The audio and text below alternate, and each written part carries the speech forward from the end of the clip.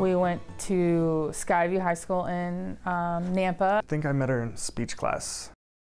Remember your high school prom? Have you stayed in touch with your date? Well, the two Skyview High School graduates you were about to meet not only stayed in touch, they had a very special reunion recently. It was a life-saving reunion. 18 years later, Maggie O'Mara has the heartwarming story in our Sevens Hero. So these are our pictures.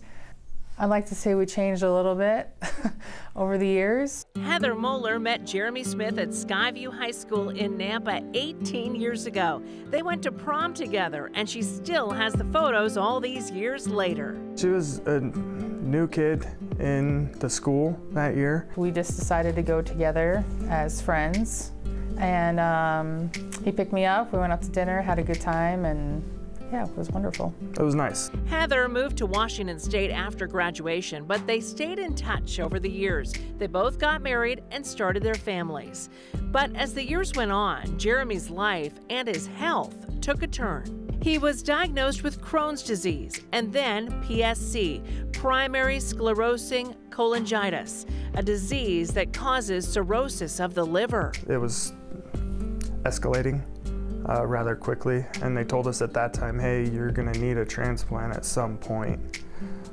So it was really scary. Jeremy and his wife Candace wanted to keep people up to date on his health journey and to get the word out that he needed a liver donor. So we created a Facebook page, the Smith Family Transplant. Heather happened to see it. He has PSC, and his liver was failing, and he was put on the transplant list, and he was looking for a living donor or deceased donor, whichever he could get first. They'd reached out and asked if anyone was interested in being tested to be a donor, and I said, well, what does it take? I mean, why not try and see how it goes? After extensive testing through Intermountain Health, Heather was told she was a match. She called Jeremy to tell him the incredible news. Of course, I picked up the phone first, and I was like, hey, guess what?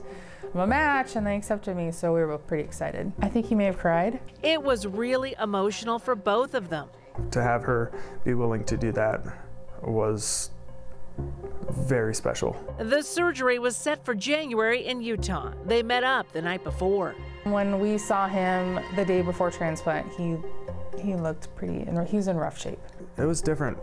I mean, what do you say when somebody's interrupted their life, taken a risk away from, taken time away from their children and their family to come to another state and have their life put on risk for you? You say thank you, but you want to convey much more. The surgery was several hours long for both of them.